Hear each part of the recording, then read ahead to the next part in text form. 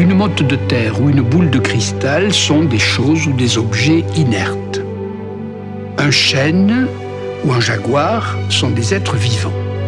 Le chêne comme le jaguar ont des parents et, à certaines variations près, ils ressemblent à leurs parents. Dire que les vivants s'engendrent les uns les autres dans une grande chaîne, c'est dire aussi tout simplement que la vie, c'est de se reproduire, c'est l'engendrement.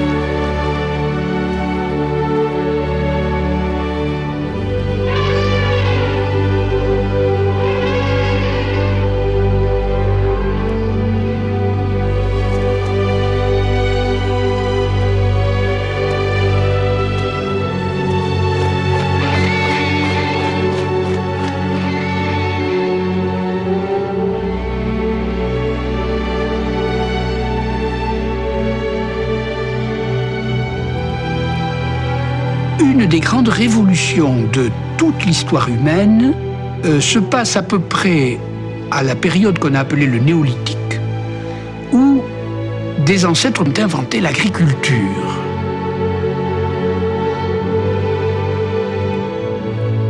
Et qu'est-ce que l'agriculture? Eh bien, c'est une pratique de la reproduction. On laboure, on sème et on récolte des plantes que l'on sème à leur tour, que l'on récolte et ainsi de suite. C'est bien une pratique de la reproduction.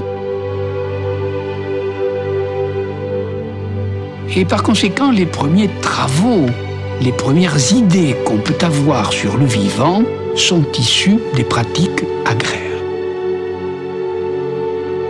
On se souvient trop rarement que le mot paysan est le même mot que le mot paysage. Et dans leur activité de semer, planter, découper, ils définissent et ils sculptent et ils peignent le paysage, c'est-à-dire notre pays.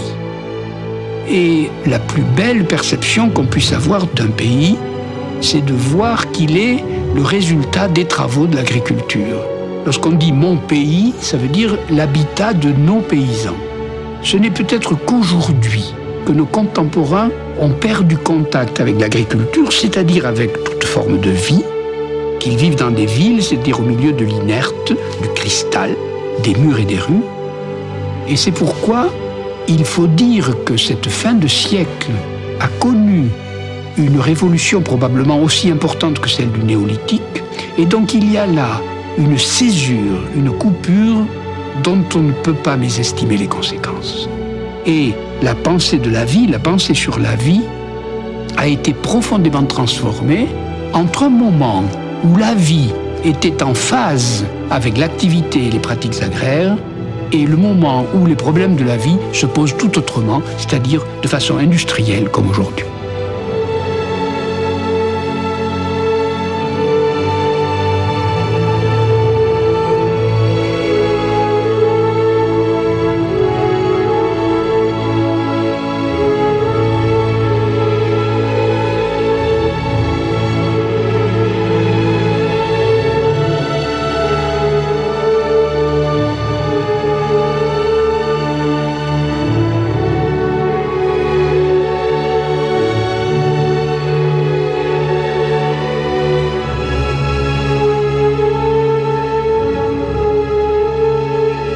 Anthony von Leeuwenhoek regarde une goutte d'eau avec son microscope et y compte 2 730 000 êtres vivants. Le monde des bactéries. Nous sommes le 16 octobre 1678. Et il est stupéfait tout d'un coup de rencontrer dans ce petit volume un fourmillement extraordinaire d'êtres vivants. Les êtres vivants étaient visibles et on ne s'était pas aperçu qu'il y avait des êtres vivants cachés. On change d'échelle. Nous sommes passés sur un plus petit théâtre. Il y avait le grand théâtre du visible, qu'on pouvait voir, et tout d'un coup, un théâtre de l'invisible qu'on ne soupçonnait pas arrive. Leibniz, qui avait lu Leuwenhoek, il a tiré une conséquence qui touche le secret de la vie de façon tout à fait étrange. Parce que il est d'expérience coutumière de voir le cadavre d'un vivant se décomposer en éléments. C'est ça la décomposition cadavérique. Et donc Leibniz disait, qu'est-ce que la mort? La mort, et la mort c'est la vie. Pourquoi? Parce que nous étions un grand vivant et nous devenons une multitude de petits vivants. Qu'est-ce donc que la mort? C'est le passage à un plus petit théâtre. Il y avait le grand théâtre de la vie, mais la vie continue toujours, il n'y a pas de mort, nous passons simplement à l'échelle au-dessous. Et on s'interroge sur le statut de vie de ces petits animaux-là.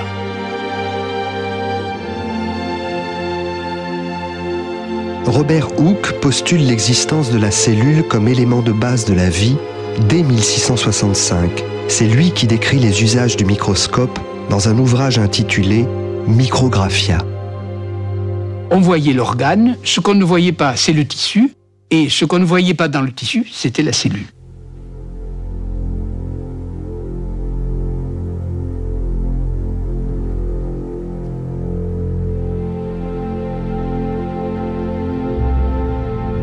Et donc, à partir de ce moment-là, le problème de la reproduction ou de l'engendrement change de théâtre, change d'échelle, passe du visible à l'invisible et passe de ce qu'on peut voir au cachet. Comment nous reproduisons-nous? D'où viennent donc les vivants? D'où vient l'embryon? D'où vient la génération humaine? Et bien entendu, les savants se divisent en deux écoles opposées. Les uns croient voir dans le spermatozoïde la préformation de l'embryon, donc du corps humain, et par conséquent, ils seront vermistes ou spermatistes. On dira vermiste à l'époque parce que le spermatozoïde a la forme d'un ver. Et puis une autre école croit voir dans l'ovule la préformation de l'embryon et de l'organisme humain. Et ça donnera une école qu'on appellera les ovistes. Grande querelle entre les ovistes et les vermistes, les uns prétendant que c'est la femelle qui préfigure l'organisme humain, les autres prétendant que c'est le mâle. Et il a fallu, bien entendu, la sagesse d'un philosophe, Leibniz, pour dire il est bien possible que la génération qui se fait à l'échelle du visible par l'alliance d'un homme et d'une femme se fait sur le plus petit théâtre, c'est-à-dire à l'échelle de l'invisible, par l'alliance entre le spermatozoïde et l'ovule, et il crée la solution la plus raisonnable qu'on appelle ovo-vermiste, qu'on appelait à l'époque ovo-vermiste.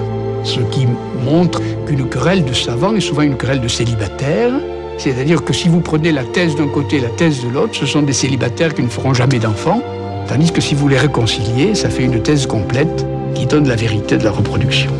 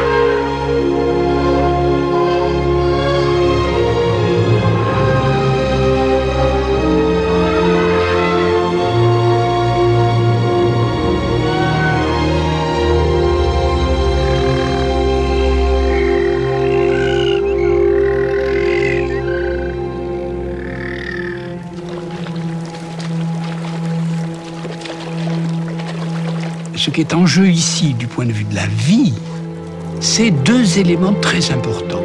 Premièrement, le passage du grand au petit, le changement d'échelle. C'est-à-dire le repérage qu'il y a des vivants qu'on appellera plus tard monocellulaires. Et deuxièmement, le nombreux. C'est-à-dire que le vivant pullule. C'est-à-dire qu'on peut découvrir dans un tout petit espace un très très grand nombre de vivants. Et on n'avait pas encore repéré à l'époque la différence extraordinaire, la différence fondamentale qui sépare le sexe mâle du sexe femelle, toutes espèces confondues, c'est-à-dire aussi bien dans le règne de la flore que dans le règne de la faune. Or, cette différence sexuelle, c'est petit, nombreux pour le sexe mâle, gros et rare dans le sexe femelle. C'est-à-dire, l'œuf est toujours de grande dimension et en petit nombre, et la semence mâle est toujours en très grande quantité et de très petite dimension. Eh bien, ces deux caractéristiques séparent le mâle de la femelle, qu'il s'agisse du jaguar ou du chêne, qu'il s'agisse du règne animal ou du règne végétal, c'est la différence essentielle entre les deux sexes. Donc ce qui s'allie, c'est le petit au gros et le nombreux au rare. Leeuwenhoek observe avec son microscope la semence mâle. Que des êtres si petits puissent nager, s'agiter, vivre.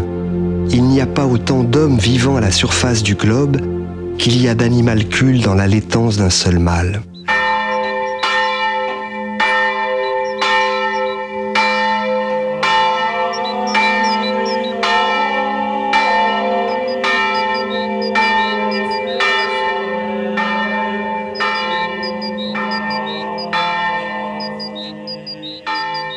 Il y a une variété de fuchsia qui s'appelle Fuchsia AB Mendel.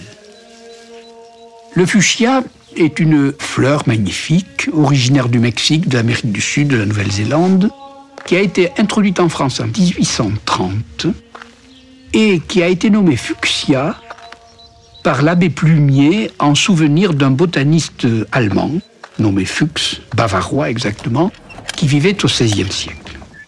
Et cet exemple-là montre que Mendel n'est pas seulement connu des savants pour ses fameuses lois, mais il est aussi connu des botanistes et des jardinières pour une variété délicieuse de fleurs.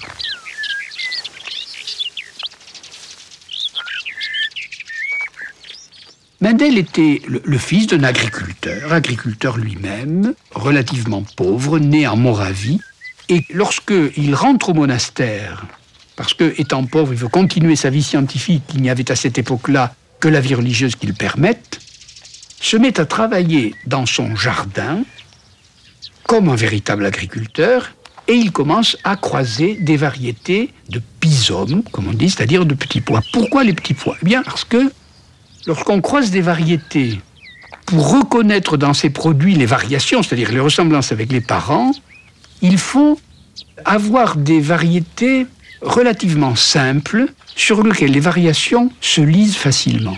Et dans le cas des petits pois, il y a 2 ou 3 variables simples, la couleur, jaune ou verte, et la forme, lisse ou ridée.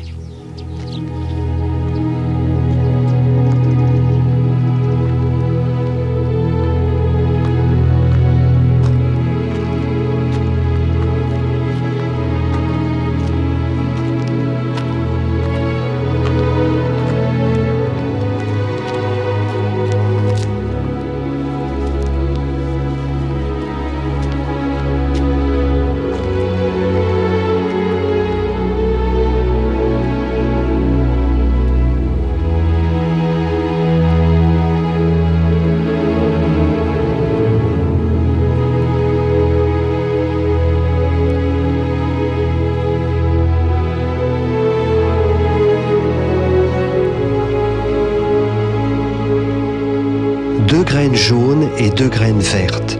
Une jaune plus une verte égale une jaune. Une jaune plus une verte égale une jaune. Ces 2 jaunes, dites hybrides, mises ensemble, une jaune plus une jaune égale une verte. Et ainsi de suite, il y a là des comptes de jaunes et de vertes portant sur des milliers de graines. Ainsi, sur 8023 graines produites par 258 plantes hybrides, Mendel compte 6022 graines jaunes et 2001 graines vertes, soit 3 pour 1. D'un coup, une rigueur mathématique est donnée à des problèmes mystérieux et confus. Il y a là une proportion mathématique de jaune et de vert. Il y a là, racontée sous nos yeux, la reproduction des petits pois, leur hérédité.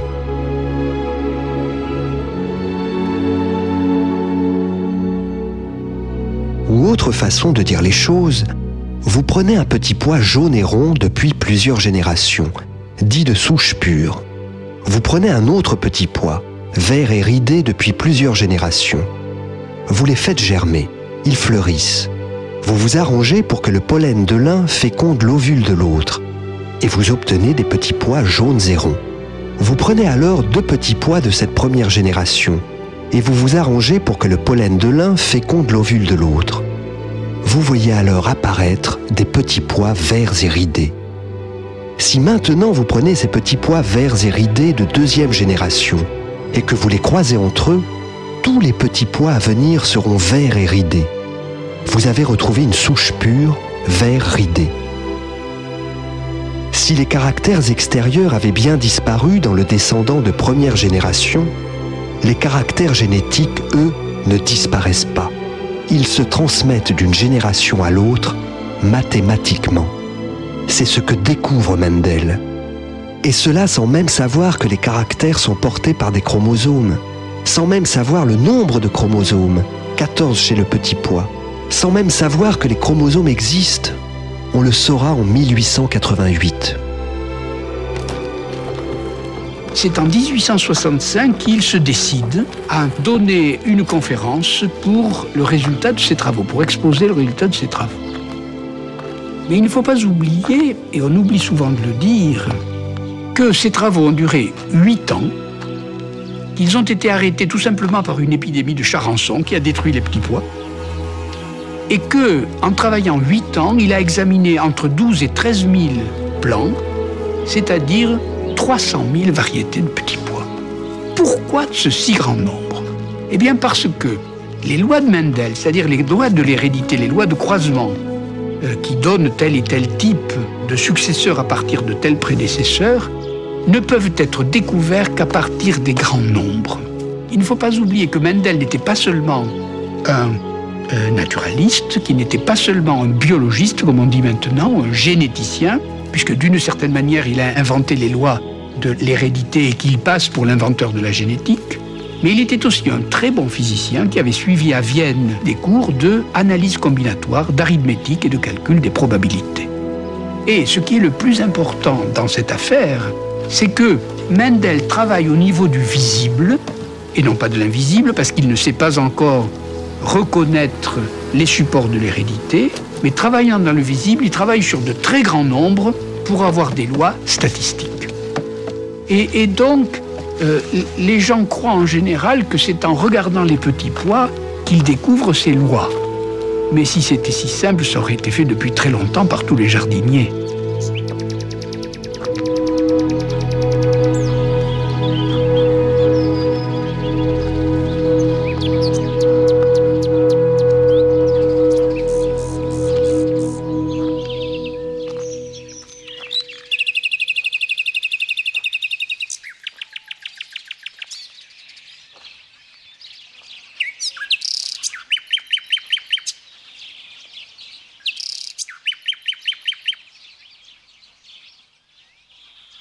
Ce qui frappe dans les lois de Mendel, c'est que peut-être pour la première fois intervient une sorte de langage mathématique, comme une sorte d'algèbre de l'hérédité. En général, lorsqu'on parlait de descendance, d'hérédité, de variation entre les parents et les enfants, on en parlait de façon qualitative par des descriptions. Tandis que là, il y a 2 choses. D'abord, le caractère expérimental, et deuxièmement, une sorte de quantification, une sorte de mesure, statistique bien sûr, une sorte d'algèbre de l'hérédité. Voilà le progrès amené par Mendel, du précis dans l'expérience et du rigoureux dans la formulation des lois.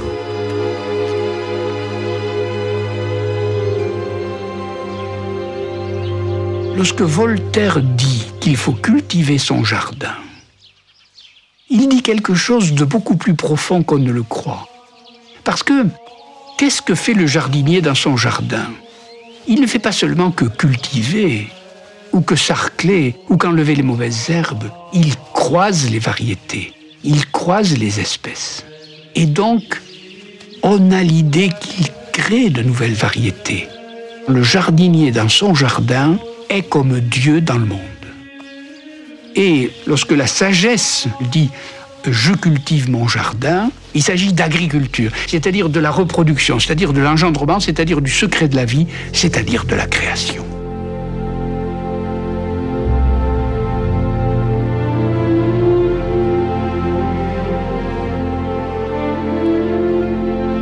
Chaque individu reçoit de son père et de sa mère une certaine quantité de gènes, dont l'ensemble constitue son patrimoine héréditaire.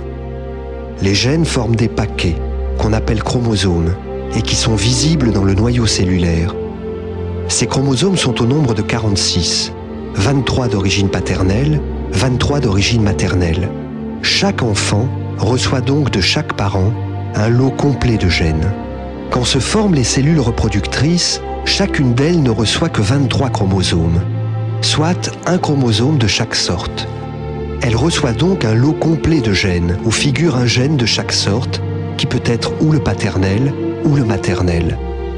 Les gènes se combinent au hasard dans les cellules reproductrices, dont il se forme autant de sortes différentes que le hasard peut former de combinaisons différentes entre les chromosomes parentaux. Des enfants, dans des écoles, dans des jardins, à Paris, à Pékin, à Brazzaville, à Tokyo.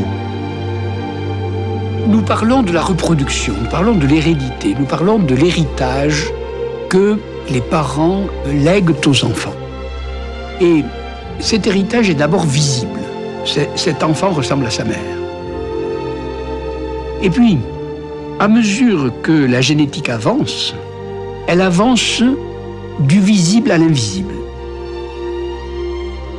Dans le cas de Mendel, il en reste encore au visible. Tout comme si, dans l'hérédité, on n'était pas encore passé par le microscope de Leuwenhoek. Et pourtant, il est antérieur. Il s'agit toujours de classer les couleurs et les formes des petits pois. Et cela est visible.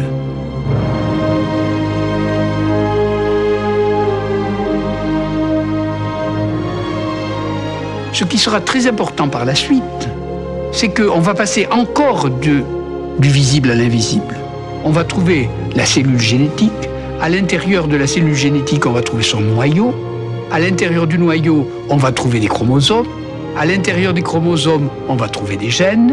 À l'intérieur des gènes, on va trouver de l'ADN. À l'intérieur de l'ADN, on va trouver les 4 bases fondamentales.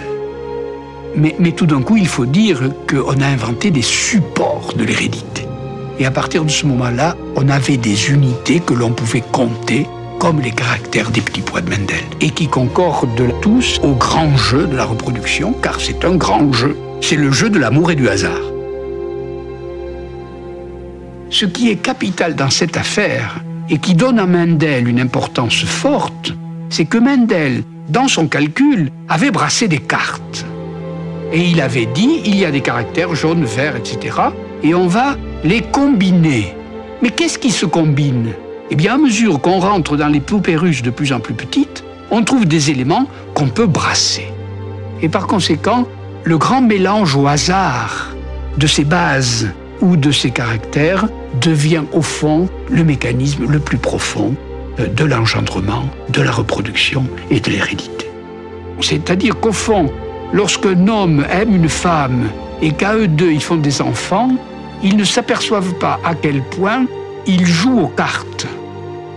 C'est-à-dire il y a en eux non seulement des échanges de chromosomes, mais des échanges encore plus profonds dans les éléments essentiels qui font que des supports de caractère se brassent comme quand on mélange des cartes avant d'y jouer.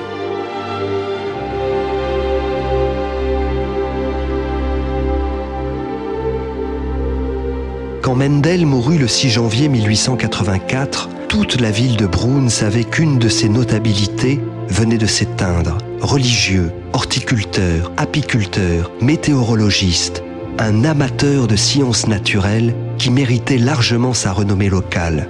Mais personne, ni à Brunn ni ailleurs, ne savait que cet homme avait inventé la génétique. Il faudra attendre 35 ans pour que les lois de Mendel soient reconnues et étendues à toutes sortes d'organismes vivants. À Paris, une autre histoire des sciences est en train de s'écrire. Un médecin déjà bien célèbre vient de fêter son anniversaire. Il a 61 ans le même âge à quelques jours près que Mendel. Il ne sait pas lui non plus que le père de la génétique vient de mourir. Il est occupé à tenter de vacciner des chiens atteints par la rage. Il n'ose pas encore expérimenter ses recherches sur l'homme. C'est Pasteur. Mendel était moine, mais il était aussi jardinier. Il s'occupait au milieu de ses plates-bandes et de ses serres. Il était donc encore agriculteur. Il plante et il sème et il récolte des petits pois. Pasteur ne s'occupe pas ou très peu de génétique, il s'occupe de la génération spontanée. Pasteur est le dernier des grands savants s'occupant du vivant qui se pose et résout des questions venant toujours du monde agricole.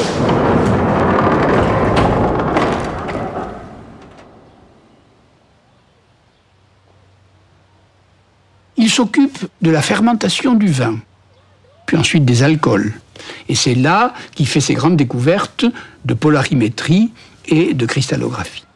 Ensuite, il s'occupe de la levure du pain, c'est-à-dire du problème de la levure. Ensuite, il s'occupe des maladies des vers à soie. Puis, il s'occupe de la rage des canidés. Ensuite, il s'occupe des vaccins. Et tout le monde a oublié aujourd'hui que vaccin vient du mot vache. N'est-ce pas? On disait à l'époque de Pasteur un virus vaccin, pour dire un virus issu de la vache.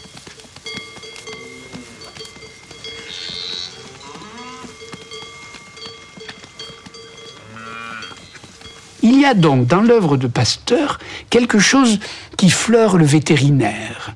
Avant d'être le médecin, il s'occupe de problèmes agricoles, le pain, le vin, le ver à soie, la maladie du charbon qui détruit à un certain moment le troupeau des moutons.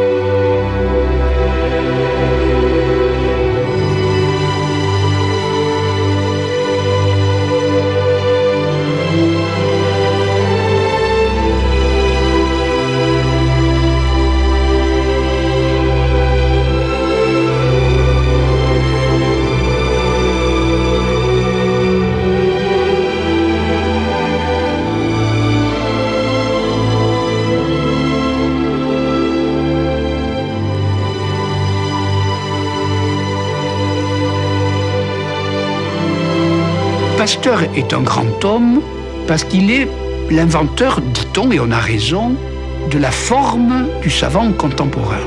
Mais il est le dernier des savants de l'âge agricole.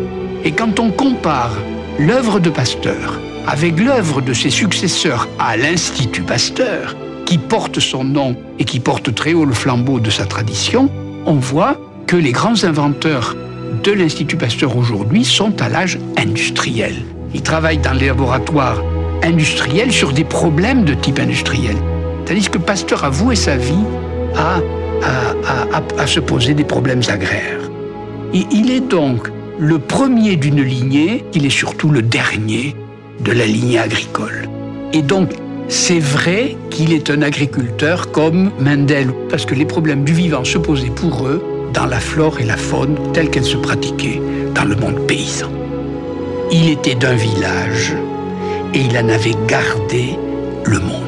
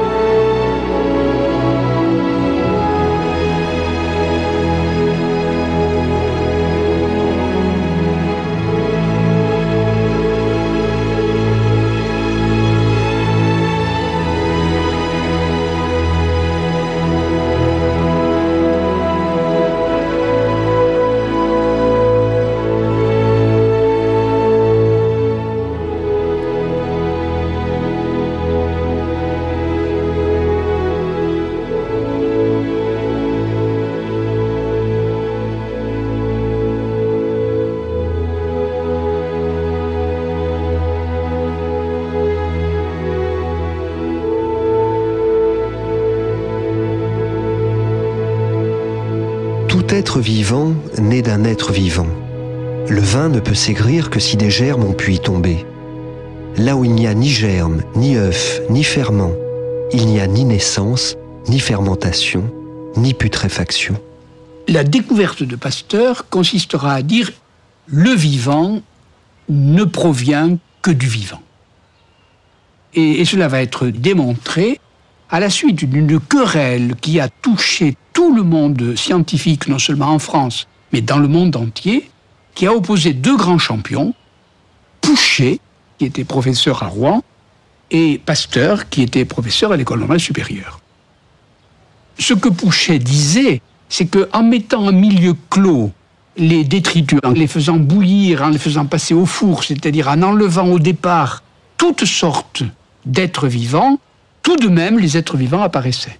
Et chaque fois, Pasteur faisait une expérience où il montrait que le système clos de Pouchet avait un trou par lequel passait quand même du vivant. Le premier était hétérogéniste et Pasteur était homogéniste, c'est-à-dire il cherchait à démontrer que seul le vivant produit du vivant. Et bien entendu, il a gagné, mais comme toutes les querelles, elles nous laissent sur notre faim. Pourquoi? Eh bien parce que il est vrai que Pasteur a raison. Il est vrai que l'étude du vivant par Pouperus va de plus en plus vers le petit, le microscopique. C'est-à-dire que le secret de la vie gît dans le microscopique. Et donc Pasteur bat Pouchet sur l'observation et l'expérimentation sur le très petit. Et c'est pour ça qu'on dit qu'il a découvert, inventé et fondé la microbiologie.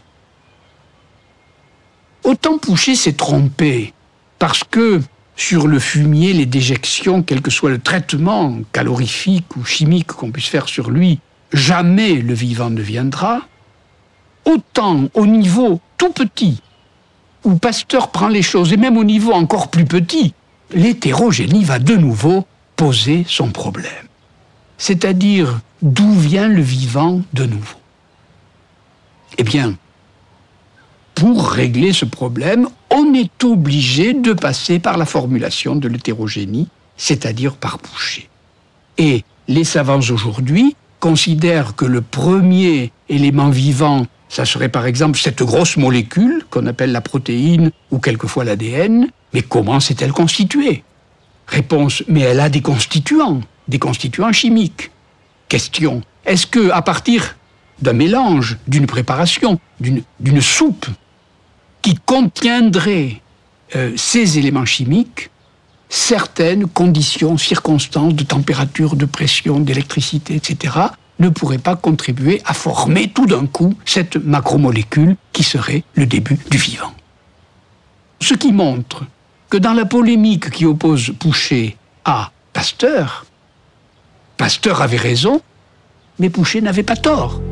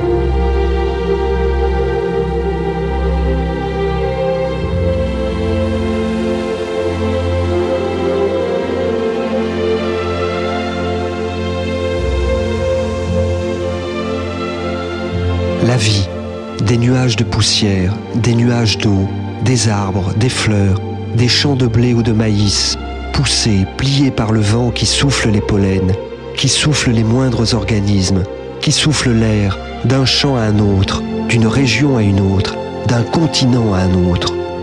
Il y a des champs de bleuets là où tout n'était qu'herbe verte, il y a des plantes venues d'Afrique en Amérique du Sud, soufflées par le vent.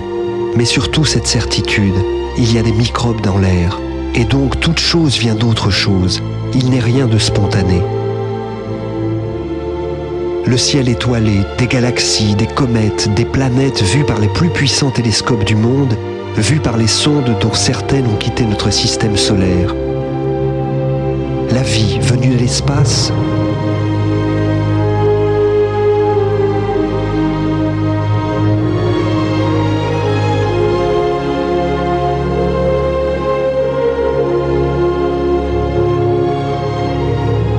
Comment des éléments organiques complexes, observés dans des nuages intersidéraux, auraient pu voyager dans l'espace, dans le noyau de comètes? Comment une partie de ces composés aurait pu être récupérée par l'environnement terrestre lors d'impacts météoritiques? Ce sont des spores, organismes vivants microscopiques, capables après dissémination de donner un nouvel individu. On les trouve en particulier chez les bactéries. Il faudrait à des spores de bactéries éjectées de la Terre 14 mois pour quitter le système solaire et 9000 ans pour atteindre Alpha du Centaure, l'étoile la plus proche.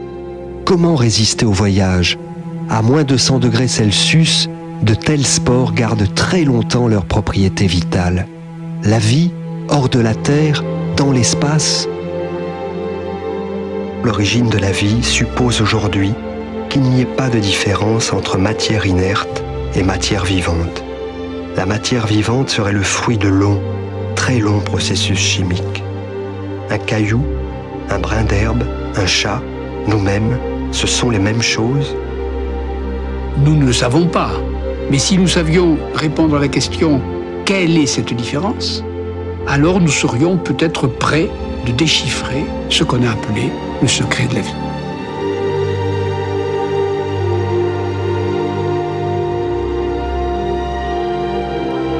Actuellement, des savants plongent tout à fait au fond de la mer pour essayer de chercher et de résoudre cette question qu'on appelle aujourd'hui celle de la soupe prébiotique.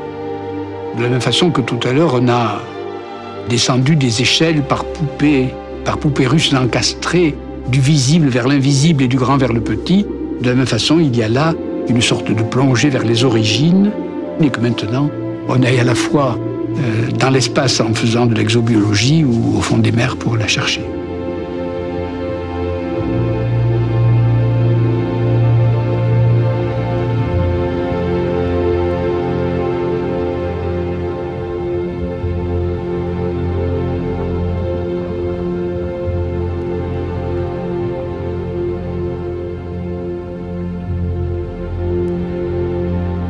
Ici, au fond de l'océan Pacifique, au large des îles Galapagos, des scientifiques recherchent cette soupe prébiotique. Il y aurait là de l'hydrogène, de l'azote, de l'oxyde de carbone, du dioxyde de carbone et des volcans sous-marins qui pourraient être à l'origine de molécules organiques, à l'origine de la vie. Alors il y aurait un rapport entre l'inerte et le vivant. Alors ce que pensait Virgile, ce que l'on pensait depuis l'aurore des temps, pourrait être vrai? Au creux de certains saules ou certains peupliers morts, Virgile pensait qu'il existait des sortes de détritus à partir desquels les œufs des abeilles et les abeilles naissaient. C'était dire que, alors, du règne végétal sortait le règne animal. Mais qu'on pouvait imaginer aussi qu'à partir de certains détritus ou certaines fermentation ou certains agglomérats d'objets inertes pouvaient naître des êtres vivants et en particulier des microcellulaires, des monocellulaires. Les abeilles qui naissent dans le creux d'un arbre sont liées à l'histoire d'Orphée et d'Eurydice parce que Eurydice est morte parce qu'elle fuyait devant les avances de son amant et qu'elle est tombée d'abord sur un serpent qui l'a piquée, puis sur des abeilles qui l'ont piquée. Bref, elle a été empoisonnée par des venins et elle en est morte. Et donc Orphée va chercher Eurydice aux enfers. Et ce qui est intéressant, c'est que d'abord on nous dit que les abeilles sont nées du creux du saule, mais on nous dit après qu'Eurydice sort de la terre des enfers. C'est-à-dire que de cette terre-là sort un corps vivant. Et donc c'est deux fois une histoire d'hétérogénie. C'est-à-dire, c'est à la fois une histoire de la création des abeilles à partir des déchets pourris du sol, mais c'est aussi la résurrection, pas la résurrection, la production d'un corps vivant à partir de la terre. Orphée, avec son chant, fait venir Eurydice des enfers. Ça veut dire qu'elle sort du centre de la terre, du creux de la terre. Elle sort de son enterrement. Donc elle est née de la terre. D'ailleurs, le mot humus, en latin, veut dire la terre, mais homme.